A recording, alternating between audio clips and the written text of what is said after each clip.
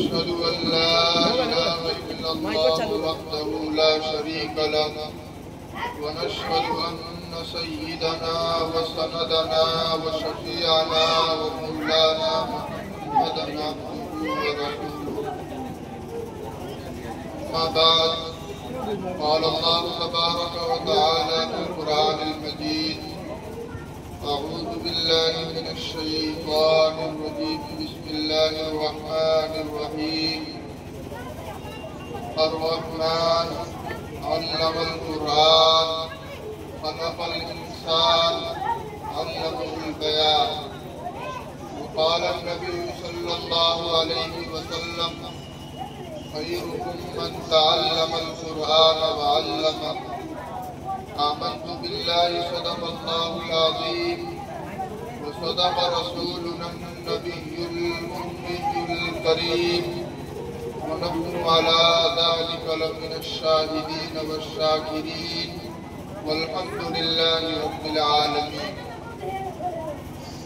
الہی رونق اسلام سے سامان پیدا کر، الہی رونق اسلام کے سامان پیدا کر،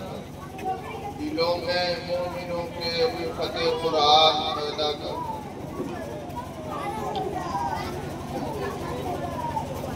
محترم بزرگوں اور عزیز ساتھیوں، ابھی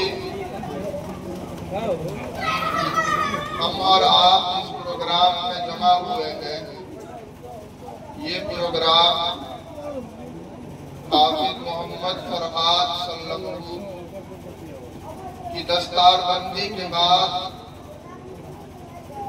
خوشی اور مسرت کے اظہار کے طور پر سجایا گیا ہے، اور ہم اور آپ اس پروگرام میں جو جمع ہوئے ہیں یہ قرآن پاک کی نسبت پر جمع ہوئے ہیں۔ ابھی ہم نے اور آپ نے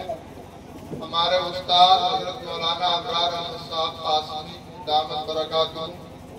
ناظم اعلیٰ مدرسہ امدادیہ اشرفیہ فیض العلوم سنولہ رام نگر سے قرآن کے حوالے سے یہ بات سنی کہ قرآن کی نسبت سے ہم اور آپ جو جمع ہوئے ہیں، یہ ہمارا اور آپ کا جمع ہونا مقربی اعتبار سے بہت فضیلت اور اہمیت کا حامل ہے۔ اللہ رب العزت کا یہ کلام اتنا عظیم الشان اور اتنا بابرکت ہے کہ اللہ رب العزت نے اسے جب زمین پر بھیجنا ہوا، حضرت محمد مصطفیٰ صلی اللہ علیہ وسلم تک جب اپنا کلام پہنچانا ہوا تو فرشتوں میں اللہ رب العزت نے سب سے اعلیٰ، سب سے اشرف اور سب سے بڑے فرشتے کا انتخاب فرمایا۔ حضرت جبرائیل علیہ السلام کے ذریعے سے اللہ رب العزت نے اس کلام کو دنیا میں بھیجا ہے، اور جب یہ کلام انبیاء کرام میں سے کسی نبی تک پہنچانا ہے تو کس نبی تک پہنچانا ہے؟ اللہ رب العزت نے تمام انبیاء کرام میں سے انتخاب فرما کر تمام انبیاء کرام کے سردار، جن کو امام الانبیاء، امام الرسل کہا جاتا ہے، فخر موجودات، شفیع المذنبین، رحمت للعالمین، حضرت محمد مصطفیٰ صلی اللہ علیہ وسلم تک یہ قرآن پاک پہنچایا ہے، اور حضرت محمد صلی اللہ علیہ وسلم پر یہ قرآن پاک نازل فرمایا ہے۔ تو اللہ رب العزت کا یہ کلام خود بہت اہمیت کا حامل، پھر یہ کلام جس کے ذریعے بھیجا جا رہا ہے وہ تمام فرشتوں کا سردار، یہ کلام جس نبی پر نازل کیا جا رہا ہے وہ تمام انبیاء کرام کا سردار، جو وجہ کائنات ہے، خلاصہ کائنات ہے، رحمت للعالمین ہے، شفیع المذنبین ہے، جو حامد بھی ہے، محمود بھی ہے، محمد بھی ہے، احمد بھی ہے، ہادی بھی ہے، بشیر بھی ہے، نذیر بھی ہے۔ حضور صلی اللہ علیہ وسلم کے بارے میں تو حضرت مولانا محمد اسعد اللہ صاحب مظاہری کا یہ شعر ہے،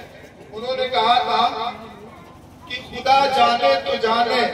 کوئی کیا جانے کہ کیا تم کو، بس اتنا جانتا ہوں محترم بعد از خدا تم کو. یعنی ہمارے اور آپ کے نبی حضرت محمد صلی اللہ علیہ وسلم اللہ رب العزت کی ذات کے بعد اگر کوئی ذات بہت اہمیت کا حامل ہے، جس کا مقام و مرتبہ اللہ رب العزت کے بعد سب سے بڑھ کر ہے، تو وہ ہمارے اور آپ کے نبی حضرت محمد صلی اللہ علیہ وسلم ہے. تو کلام اللہ رب العزت کا بھیج رہے ہیں اللہ رب العزت فرشتوں کے سردار کے ذریعے، اور نازل کر رہے ہیں اللہ رب العزت انبیاء کرام کے سردار پر،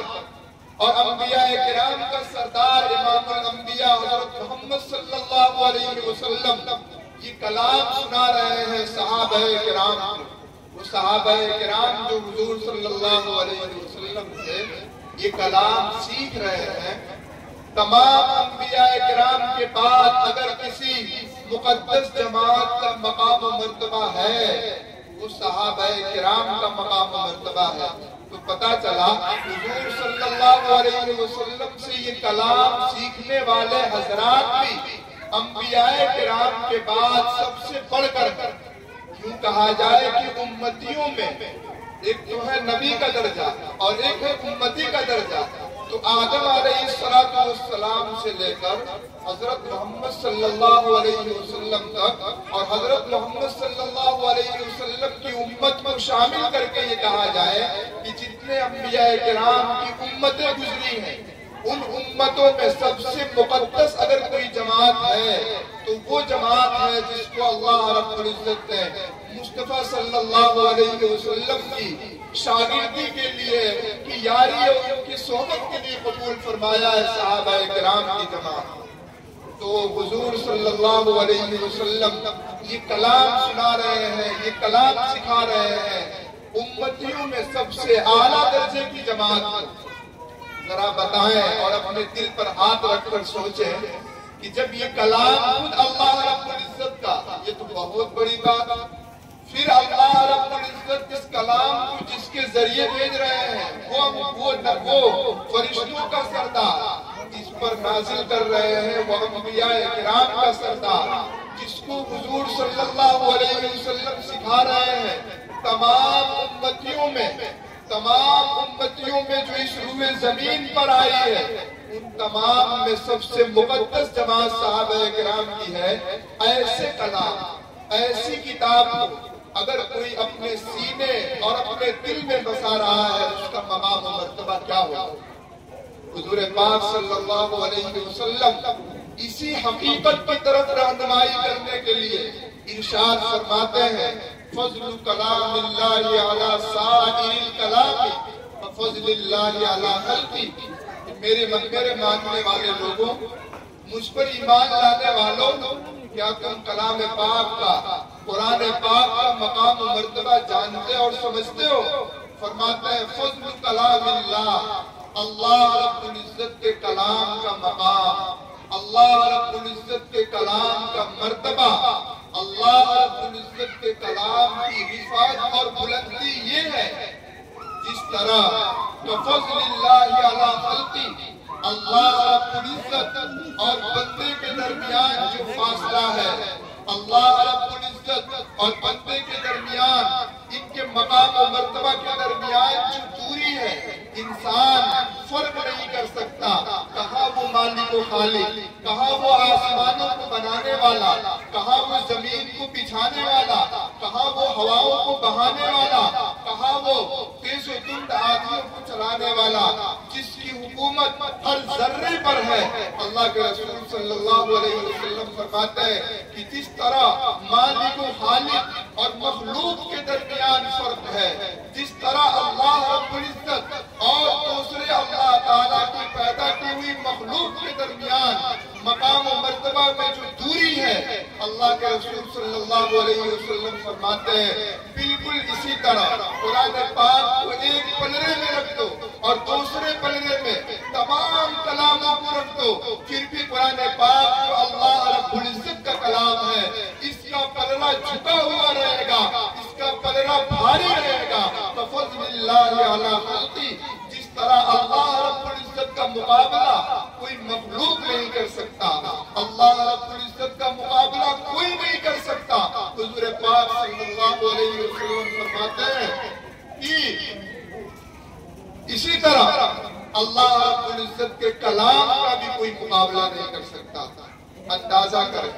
غور کریں یہ کلام کتنا بابرکت کلام ہے۔ اس کلام کو اپنے سینوں میں بسانے والے لوگ کتنی اہمیت کے حامل ہیں اور کتنے بڑے مقام و مرتبہ پر فائز ہیں۔ ہم اپنے اس پروگرام کے ذریعے سے حافظ محمد فرحات سلمو اور یہاں بغل میں ہماری بائیں جانب ان کے استاد تشریف فرما ہے حضرت قاری جنید عالم صاحب، اور یہ تمام گھر والے لوگوں کو مبارکباد پیش کرتا ہوں کہ آپ حضرات نے ایسا کلام اپنے بچے کے دل میں بٹھایا ہے، ایسا کلام اپنے بچے کے سینے میں بٹھایا ہے کہ جس کلام کا مقابلہ دنیا کا کوئی کلام نہیں کر سکتا۔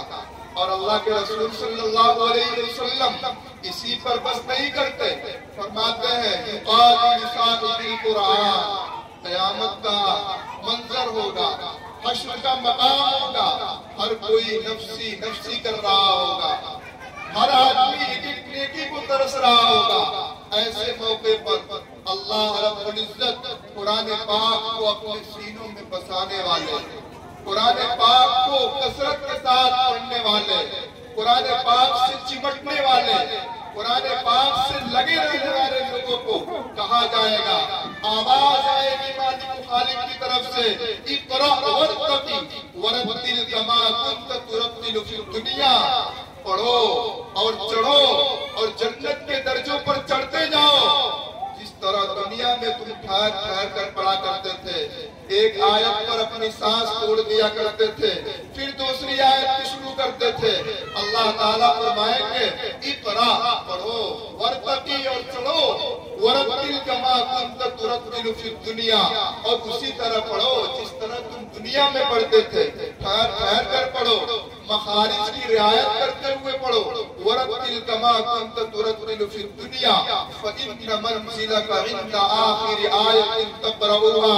اللہ تعالیٰ کی طرف سے یہ اعلان ہوگا، جانتے ہو تمہارا ٹھکانہ کیا ہے، جانتے ہو تمہارا مقام کیا ہے، تمہارا مقام اور ٹھکانہ وہ ہے جہاں تم آخری آیت تک پہنچو گے۔ آخری آیت پر جب جہاں جا کر کے قرآن پاک کی آیت جہاں مکمل ہوگی، قرآن پاک کی آخری آیت جب تم پڑھو گے، وہاں تک تمہارا مقام اور وہاں تک تمہارا مرتبہ تیار کیا گیا ہے۔ سوچنے کا مقام ہے، غور کرنے کا مقام ہے کہ اللہ رب العزت ان حفاظ کے ساتھ، ان لوگوں کے ساتھ جنہوں نے اپنے سینے میں قرآن پاک کو بسایا ہے، کیا معاملہ فرمائیں گے، ہماری اور آپ کی عقلیں دنگ رہ جائیں گی۔ ایک بات پر میں توجہ مبذول کرانا چاہتا ہوں کہ آپ بتائیں اگر کوئی رائٹر اور مصنف، اگر کوئی کتاب کا لکھنے والا اپنی کتاب پڑھتے ہوئے کسی آدمی کو دیکھے کہ یہ ہماری لکھی ہوئی کتاب پڑھ رہا ہے، آپ بتائیں اس کی خوشی کا کیا کہنا ہے، اور وہ کتنا خوش ہوگا؟ خوش اس بات پر ہوگا کہ میری لکھی ہوئی کتاب پڑھ رہا ہے، میرا تیار کیا ہوا کلام پڑھ رہا ہے۔ کوئی شاعر اگر اپنی موجودگی میں اپنے کسی عزیز کو اگر کہے کہ میرا یہ کلام پڑھو، میں نے یہ شعر تیار کیا ہے، یہ شعر میری موجودگی میں پڑھو، جب اس کی موجودگی میں وہ شعر پڑھا جائے گا اسے کتنی خوشی ہوگی، ہم اور آپ اس کا اندازہ نہیں کر سکتے۔ سوچنے کا مقام ہے کہ اللہ رب العزت والجلال جنہوں نے اس کتاب کو ہر طرح سے بلند بنایا ہے، ہر طرح سے بڑا بنایا ہے، اور ابھی ہم نے بیان کیا کہ قرآن پاک کو دنیا میں جس فرشتے کے ذریعے بھیجا، تمام فرشتوں کا سردار، جس نبی پر اتارا ہے اور نازل کیا ہے، تمام انبیاء کرام کا سردار، وہ نبی جس مقدس جماعت کے قرآن پاک سکھا رہا ہے، تمام امتیوں میں سب سے مقدس جماعت، ایسے کلام کو جس سے جڑنے والا مقدس ہو جا رہا ہے، اس قرآن پاک اور اس کلام کو پڑھنے والے کی طرف اللہ رب العزت کی کیا رحمت متوجہ ہوتی ہوگی، اور اللہ رب العزت کتنا خوش ہوتے ہوں گے، ہم اور آپ اس کا اندازہ نہیں لگا سکتے۔ حضور پاک صلی اللہ علیہ وسلم فرماتے ہیں کہ ویران ہے وہ دل، برباد ہے وہ سینہ، جس سینے اور جس دل میں اللہ رب العزت کے کلام کا کوئی ٹکڑا نہ ہو، اللہ رب العزت کے کلام کی کوئی آیت نہ ہو۔ یہ پروگرام ہمیں اور آپ کو اس بات کی طرف متوجہ کر رہا ہے کہ ہم اور آپ قرآن پاک کو سیکھیں، قرآن پاک کو اپنے سینے میں بسائیں، قرآن پاک کو یاد کریں اور اسے نمازوں میں پڑھنے کا اہتمام کریں۔ نمازوں سے پہلے ہم اور آپ مسجد میں جاتے ہیں اور اس وقت دیکھنے میں یہ آتا ہے کہ لوگ بیٹھ کر گاؤں محلے کی باتیں کرتے ہیں۔ ہم اور آپ جب مسجد میں کچھ پہلے پہنچ رہے ہیں تو وہاں اللہ رب العزت کا یہ کلام رکھا ہوا ہوتا ہے، اللہ تعالیٰ کی یہ کتاب رکھی ہوئی ہوتی ہے۔ وہ کتاب اپنے ہاتھ میں ہم اور آپ لیں اور قرآن پاک کو پڑھیں۔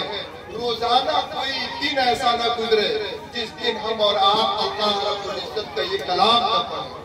ہر دن ہم اور آپ اس کا معمول بنائیں کہ قرآن پاک کو ہم ضرور پڑھیں گے۔ اگر قرآن پاک کو پڑھنے والے لوگ صحابہ کرام، قرآن پاک کو سیکھنے والے لوگ صحابہ کرام، اور جس کلام کو خود رحمت للعالمین، شفیع المذنبین، فخر موجودات، امام الانبیاء والمرسلین پڑھ رہا ہو، اس کلام کی بلندی کا کیا کہنا؟ حضور پاک صلی اللہ علیہ وسلم اللہ رب العزت کا یہ کلام اپنے ماننے والوں کو سناتے تھے، نمازوں میں سناتے تھے۔ صحابہ کرام فرماتے ہیں کہ حضور صلی اللہ علیہ وسلم کی آواز میں وہ کشش اور وہ جاذبیت تھی، اور حضور صلی اللہ علیہ وسلم کا لب و لہجہ اتنا پیارا تھا، اتنا سنہرا تھا کہ حضور صلی اللہ علیہ وسلم نماز میں قرآن پاک کی لمبی لمبی صورتیں پڑھ دیا کرتے تھے اور ہم پیچھے کھڑے ہوتے نماز میں ہمیں محسوس تک نہیں ہوتا۔ جو کلام حضور پاک صلی اللہ علیہ وسلم پڑھ رہے ہوں، جب ہمارے اور آپ کے نبی حضرت محمد صلی اللہ علیہ وسلم کا نام آئے تو صلی اللہ علیہ وسلم کہہ دینا چاہیے۔ جس کلام کو حضرت محمد صلی اللہ علیہ وسلم پڑھ رہے ہوں، وہ کلام کتنا بابرکت اور کتنا عالی ہوگا۔ آج اگر ہمارے سامنے کوئی فٹ پاتھ پر رکھی ہوئی کتاب پیش کرتے اور کہے اسے پڑھو تو ہم اور آپ اسے پڑھنے کے لیے تیار نہیں ہوں گے۔ کہیں گے ہماری حیثیت دیکھو، ہمارا مقام دیکھو، ہمارا مرتبہ دیکھو، ہم اس طرح کی چھوٹی چھوٹی کتابیں پڑھیں گے۔ لیکن جس کتاب کو کوئی مقام و مرتبے والا شخص پڑھ رہا ہو، کوئی بڑا آدمی پڑھ رہا ہو اور ایسا بڑا پڑھ رہا ہو کہ جس کی پڑھائی پر تو ہر کوئی متفق ہے، حضرت محمد صلی اللہ علیہ وسلم، اس کلام کی پڑھائی اور اس کلام کی عظمت اور اس کلام کی اہمیت کا ہم اور آپ اندازہ نہیں لگا سکتے۔ حضور صلی اللہ علیہ وسلم فرماتے ہیں اللہ رب العزت یہ کلام پڑھنے والوں پر اتنا خوش ہوتے ہیں کہ ہر حرف کے بدلے 10 نیکیاں نصیب فرماتے ہیں، ہر حرف کے ذریعے 10 نیکی دیتے ہیں۔ اور حضور صلی اللہ علیہ وسلم مثال کے ذریعے بیان کرتے ہیں، یہ نہ سمجھنا کہ الف لام میم یہ ایک حرف ہے، نہیں، الف الگ ہے، لام الگ ہے، میم الگ ہے، اور الف لام میم اگر تم پڑھو گے تو اللہ رب العزت تم پر خوش ہو کے 30 نیکیاں نصیب فرمائیں گے۔ سوچئے ذرا، کون رائٹر، کون مصنف، کون سلطان اپنا فرمان پڑھنے والوں پر، اپنی کتاب پڑھنے والوں پر اتنے انعامات کرتا ہے، کہیں اس کی نظیر نہیں مل سکتی۔ اللہ رب العزت تو اپنا کلام پڑھنے والوں پر اتنا خوش ہو رہا ہے، اتنا داد و دہش کر رہا ہے کہ حضور صلی اللہ علیہ وسلم فرماتے ہیں ایک حرف پر 10 نیکی، الف لام میم پڑھو گے تمہیں 30 نیکیاں ملیں گی۔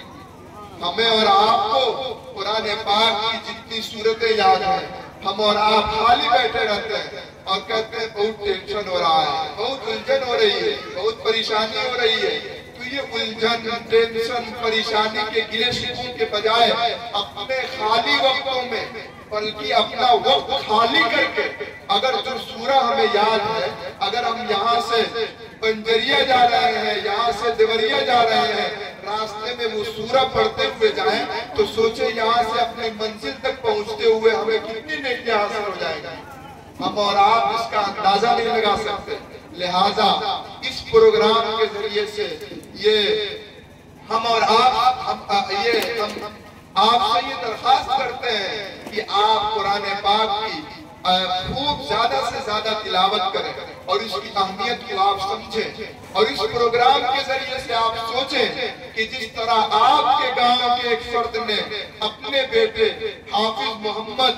فرحات سلمہ کو حافظ بنا کر ان کے سینے میں قرآن پاک بسایا ہے، اپنے بیٹے کو فارغ کر کے کہ میرا بیٹا جو کچھ پڑھنا ہو پڑھے، جو سیکھنا ہو سیکھے، لیکن انہوں نے یہ عزم اور ارادہ کیا کہ میرا بیٹا سب سے پہلے اپنے سینے میں اللہ رب العزت کا کلام بسائے گا۔ سوچے ذرا کتنے دل گردے کی بات ہے، اور یہ اسلام اور ایمان سے محبت کی دلیل ہے۔ اور اگر یہ کلام کوئی اپنے سینے میں بسا رہا ہے، یوں ہی اللہ رب العزت یہ نعمت نہیں دیتے، مجاہدے کرنے پڑتے ہیں، محنتیں کرنی پڑتی ہیں۔ آج حافظ محمد فرحات بھی بیٹھے ہیں اور ان کے استاد بھی تشریف فرما ہے۔ آپ معلوم کیجئے گا ان حضرات سے، کبھی آ کر مدرسوں میں آپ دیکھیے گا، اور ہمارے مدرسے پر بھی کبھی آئیے گا۔ مدرسہ امدادیہ اشرفیہ فیض العلوم سنولا رام نگر میں یہ مدرسہ ہے، آپ آ کر دیکھیے۔ صبح سخت ٹھنڈی کے موسم میں بچے صبح فجر کی نماز سے پہلے اٹھتے ہیں،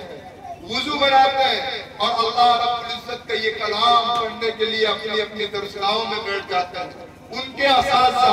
ایسی ٹھنڈی کے موسم میں بھی اپنی جگہ بیٹھتے ہیں اور ان بچوں کا سبق سنتے ہیں۔ پھر اس کے بعد فجر کے بعد بھی وہ قرآن پاک پڑھتے ہیں، ناشتہ کرتے ہیں اور اس کے بعد بھی وہ قرآن پاک پڑھتے ہیں۔ پھر اس کے بعد دوپہر کی چھٹی ہوتی ہے، کچھ دیر آرام کرتے ہیں، پھر قرآن پاک پڑھتے ہیں۔ پھر اس کے بعد عصر سے مغرب تک ان کی چھٹی رہتی ہے، پھر مغرب بعد پھر قرآن پاک پڑھتے ہیں، عشاء بعد قرآن پاک پڑھتے ہیں۔ آپ بتائیں کتنا ثواب، کتنی نیکیاں اور کتنے بڑے درجوں پر یہ لوگ فائز ہو رہے ہیں اور کتنی نیکیاں حاصل کر رہے ہیں۔ ہم اور آپ اس کا اندازہ نہیں لگا سکتے۔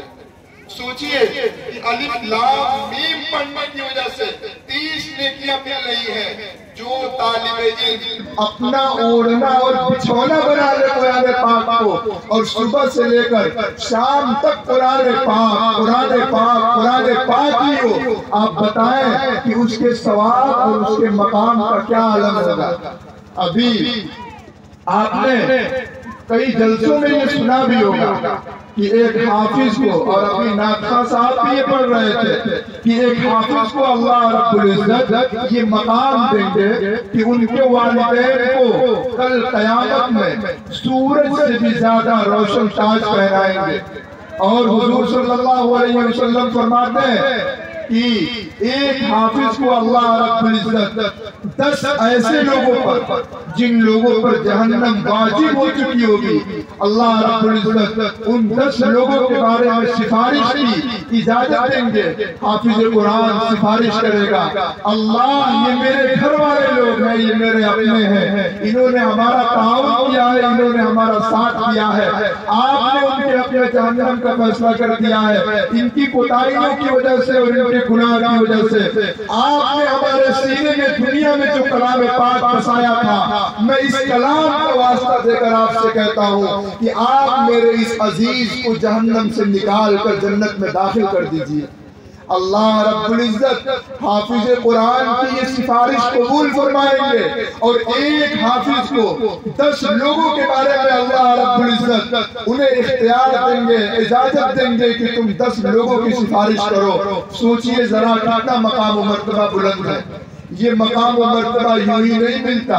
مجاہدے کرنے پڑتے ہیں، مشکلات کا سامنا کرنا پڑتا ہے۔ ماں باپ کو آ کر لوگ سمجھاتے ہیں کیا پڑھا رہے ہیں، قرآن پاک پڑھا رہے ہیں، کیا کھائے گا؟ کھانا کھائے گا. کیا پیے گا؟ پانی پیے گا. یعنی لوگ آ کر طرح طرح کی بات کہتے ہیں، کیسے زندگی گزارے گا، کیا کھائے گا، کیا اوڑھے گا، کیا پہنے گا، طرح طرح کی شکایتیں، گلے شکوے ان کے سامنے پیش کرتے ہیں. لیکن ماں باپ کہتے ہیں نہیں، ہمیں اس کی پرواہ نہیں کہ وہ کیا کھائے گا. دنیا میں جتنے حافظ بھی لوگ زندگی گزار رہے ہیں، کوئی ہوا پی کر نہیں گزار رہا ہے. الحمدللہ ثم الحمدللہ ان لوگوں سے جو اس طرح کے سوالات کرتے ہیں، بہت بہتر کھا کر اپنی زندگی گزار رہے ہیں.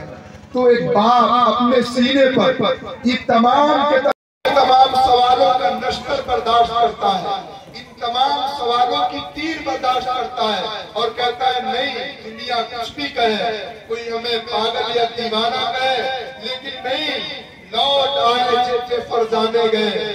لوٹ آئے جتنے فرزانے گئے، تاب منزل صرف دیوانے گئے. یہ دیوانہ اٹھتا ہے اور کہتا ہے نہیں، ہمیں اس کی کوئی پرواہ نہیں کہ ہمارا بچہ کیا کھائے گا، کیا پیے گا. ہمیں بس اس بات کی لگن، اس بات کا دھن ہے کہ میرا بیٹا حافظ قرآن بنے گا. اپنے سینوں پر ان تمام سوالوں کا، تمام اعتراضوں کا نشتر برداشت کرنے کے بعد اپنے بچوں کو وہ مدرسوں میں داخل کرتا ہے. اور مدرسوں میں داخل کرنے کے بعد جس طرح حافظ محمد فرحات صلی اللہ علیہ وسلم نے حفظ کلام پاک کیا ہے، اسی طرح اپنے بچوں کو وہ دیکھنا چاہتا ہے. اور جب وہ بچے حافظ قرآن ہو کر آتے ہیں، اپنی خوشی اور مسرت کا اظہار کرتا ہے اور اس کے پیش نظر یہ بات ہوتی ہے کہ میرا یہ بچہ کل میدان محشر میں ہمارے لیے سفارش کرے گا، میرا یہ بچہ کل میدان محشر میں ہمارے کام آئے گا. دنیا میں بھی اگر جب ہم دنیا سے جائیں گے، ہمارا بچہ جب اپنا ہاتھ اٹھائے گا، اللہ رب العزت سے دعائیں کرے گا کہ اللہ میرے والد نے اپنی پریشانیوں اور اپنی محنتوں کے باوجود، اپنے مجاہدوں کے باوجود ہمیں آپ کے کلام پاک کو اپنے سینے میں بسانے کے لیے مدرسے میں بھیجا تھا اور مدرسے کا رخ کرایا تھا. اللہ میرا والد دنیا سے چلا گیا، اس بھیجنے اور اس محنت اور اس مجاہدے کی برکت سے میرے والد کی آپ مغفرت کر دیجئے. کلام پاک کے وسیلے سے جب دعا کرے گا، اللہ رب العزت اس کی دعا کو قبول فرمائیں گے اور اس کے والد کا بھی بیڑا پار ہو جائے گا. جب یہ کلام پاک پڑھے گا، اپنے والد کے لیے بھی اصالِ ثواب کرے گا. اور یہ ان لوگوں کے لیے لمحہ فکریہ ہے جو کہتے ہیں کہ ہمارا بچہ مکتب میں جائے گا تو پھر اسکول میں پڑھنے میں تاخیر ہو جائے گا. اور اس لیے وہ لالچ کی وجہ سے کہ ہمارا بچہ کیا کمائے گا، کیا کھائے گا، وہ اپنے بچوں کو قرآن پاک کی دولت سے محروم رکھتے ہیں. اور بہت سے لوگ تو اتنا بڑھ جاتے ہیں کہ ان کے بچے جوان ہونے کے باوجود قرآن پاک دیکھ کر پڑھنے پر قادر نہیں ہوتے، وہ قرآن پاک نہیں دیکھ کر پڑھ پاتے. اور بہت سے لوگ تو چار قدم اور آگے بڑھ جاتے ہیں اور اس طرح اپنے بچوں کو بنا دیتے ہیں کہ ان کا بچہ کچھ بھی پڑھا لکھا یا کیا کیا، ترقی کیا، پیسے کمایا، گھر بنایا، کیا کیا، لیکن جب ان کا انتقال ہو جاتا ہے تو قبر پر جا کر امام صاحب سے پوچھتا ہے کہ مٹی دینے والی جو دعا ہے آپ پڑھا دیجئے ایک دفعہ، اور وہی دعا میں بھی پڑھ کر کے اپنے والد صاحب کی قبر پر مٹی دے رہا ہوں. یہ سوچنے کا مقام ہے. ہم اور آپ اپنی اولاد کو کہاں کھڑا کر رہے ہیں؟ آخر وہ بھی تو والدین ہی ہیں جنہوں نے اپنے بچے کو حافظ بنایا ہے. وہ بھی تو والدین ہی ہیں جنہوں نے اپنے بچے کے سینے میں قرآن پاک بسایا ہے. آپ بھی یہ عزم و ارادہ کر کے اٹھیے کہ کم از کم اپنے بچوں کو ہم دینی تعلیم اتنی ضرور دیں گے کہ بچہ ہمارے دنیا سے جانے کے بعد ہمارے نام پر ایصال ثواب کرے. اتنی تعلیم ضرور دیں گے کہ ہماری نماز جنازہ پڑھ سکے گا. اتنی تعلیم ضرور دیں گے کہ ہماری قبر پر مٹی ڈالنے کے وقت کسی اور کا وہ محتاج نہیں ہوگا، خود دعا پڑھ کے ہماری قبر پر وہ مٹی ڈالے گا. اتنی تعلیم ضرور دیں گے کہ میدان محشر میں بھی وہ ہماری سفارش کرے گا. اور اگر ہمت والے لوگ جو ہیں، حوصلے والے جو لوگ ہیں، وہ اپنی ہمتوں کا مظاہرہ کریں. ہم اپنی ہمت دکھاتے ہیں گالی دینے میں، جو 50 گالی دے دے ہم کہتے ہیں کہ بڑی ہمت والا ہے. ارے ہمت تو یہ ہے کہ دنیا 1000 تانے دے، آدمی کھڑا ہو جائے اور کہے نہیں ہم ان تانوں کا مقابلہ کرتے ہوئے اپنے بچوں کو حافظ قرآن بنائیں گے، ان تانوں کو جوتوں کی نوک پر رکھتے ہوئے اپنے لڑکوں کو عالم قرآن بنائیں گے، یہ ہمت اور یہ حوصلہ ہے۔ اللہ رب العزت یہ ہمت، یہ حوصلہ، یہ جرات اور یہ غیرت ہم سب کو نصیب فرمائے، ہماری نسلوں میں اللہ رب العزت قرآن پاک کو باقی رکھیں، ہمارے سینوں کو اللہ رب العزت قرآن پاک سے آباد فرمائے۔ میں ایک دفعہ پھر حافظ محمد فرحات صلی اللہ علیہ وسلم اور ان کے گھر والوں اور ان کے والدین کو مبارکباد پیش کرتا ہوں کہ آپ نے اپنے بچے کے سینے میں جو کلام بسایا ہے اور جو کلام اپنے بچے کے سینے میں آپ نے محفوظ کرایا ہے، یہ کلام دنیا کے ہر کلام سے بالا و برتر ہے اور اس کلام کا دنیا کا کوئی کلام مقابلہ نہیں کر سکتا۔ اللہ رب العزت ہمیں اور آپ سب کو یہ دولت نصیب فرمائے، ہماری نسلوں کو یہ دولت نصیب فرمائے اور ہم سب کو اللہ رب العزت کلام پاک کے ساتھ مربوط رکھے اور حضرت محمد مصطفیٰ صلی اللہ علیہ وسلم کا عشق، ان کی محبت اور ان کی تعلیمات کے مطابق زندگی گزارنے کی توفیق نصیب فرمائے۔ وما علینا الا البلاغ وآخر دعوانا ان الحمد للہ رب العالمین۔